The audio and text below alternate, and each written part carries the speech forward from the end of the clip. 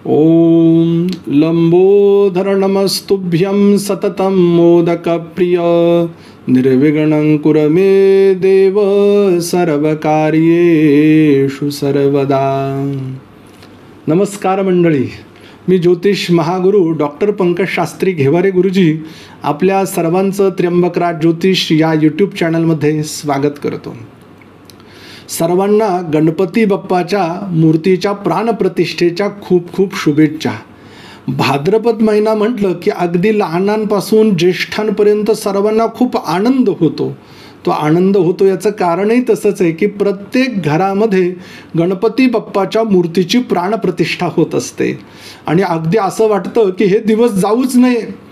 लहान मुलं तर अगदी त्या गणपती बाप्पाच्या जवळ बसलेले असतात, परंतु ज्येष्ठांना अनेक समस्या आणि अनेक प्रश्न पडलेले असतात. ह्या प्रश्नांचं उत्तर कुठे मिळत नाही. ह्या प्रश्नांचं उत्तर आपण शोधून आणलं आहे. ते प्रश्न म्हणजे कसे असतात की भाद्रपद चतुर्थीच्या दिवशी गणपती बाप्पाच्या मूर्तीची प्राणप्रतिष्ठा नेमकी कोणत्या वेळी करावी. धर्मशास्त्रामध्ये माध्यान्हापर्यंत म्हणजेच दुपारी 1:30 आपण गणपती बाप्पाच्या मूर्तीची प्राणप्रतिष्ठा करू शकतो. मग ही प्राणप्रतिष्ठा कशी करावी तर लिंकमध्ये आपण त्याचा व्हिडिओ संपूर्ण दिलेला आहे, किंवा आपले कोणी गुरुजी असतील तर त्यांना सांगून विधिवत आपण देवाची प्राणप्रतिष्ठा करावी. बऱ्याच लोकांना आणखी एक प्रश्न आहे, त्यात डाव्या सोंडेचा गणपती थोडासा सौम्य आहे असं प्रत्येकाला वाटतं, परंतु बरेच लोक उजव्या सोंडेचा गणपती घरामध्ये आणत नाही का. त्याचं सोहळं एकदम कडक आहे, परंतु तो गणपती बाप्पा आहे त्याला जर मोदक खायचा आहे तो डाव्याही बाजूला नेईल सोंड आणि उजव्याही बाजूला नेईल ना. तुम्ही कोण सांगणारे आहात? असं काहीही नसतं. डाव्या सोंडेचाही गणपती चांगला आहे आणि उजव्या सोंडेचा गणपती सुद्धा चांगला आहे. यामध्ये काळजी करण्याचं काही कारण नाही. यात बऱ्याच लोकांना अजून एक प्रश्न आहे की एखाद्या वर्षी आम्हाला गणपती बाप्पाची मूर्तीची प्राणप्रतिष्ठा करायला जमलं नाही, मग घाबरण्याचं काही संकट येणार आहे का आपल्यावरती? तर असं अजिबात नाही आहे. एखाद्या वर्षी देवाच्या व्रताचा लोप आपल्याकडनं झाला तरीही चालेल. पुढच्या वर्षी नियमित पद्धतीने आपण तो गणपती बसवू शकतो. त्याचबरोबर घरामध्ये काही अशौच आलं, सूतक आलं, वृद्धी पडली, मग काय करायचं? एखाद्या आपल्या जवळच्या व्यक्तीला, मित्राला किंवा शेजारच्या व्यक्तीला बोलवून गणपती बाप्पाची आरती नैवेद्य त्यांनाच आणायला लावायचा, पूजन करायचं आणि गणपती बाप्पाचं लागलीच लवकर विसर्जन करून टाकायचं, म्हणजे आपल्याला अडचण राहत नाही. अजून एक प्रत्येक घरोघरी प्रश्न असतो की घरामध्ये जर गर्भवती स्त्री असेल तर गणपती बाप्पा घरातच ठेवतात काही लोक वर्षभर. ही चुकीची पद्धत आहे, चुकीची रूढ आहे. ज्या ज्या घरामध्ये गर्भवती स्त्री आहे त्या त्या घरामध्ये जर गणपती बाप्पाच्या मूर्तीची प्राणप्रतिष्ठा होत असेल तर आपण आपला गणपती नियमित प्रतिवार्षिक ज्या पद्धतीनं विसर्जित करतो त्या पद्धतीनं तो विसर्जित करून टाकायचा. वर्षभर गणपती घरात ठेवायचा नाही.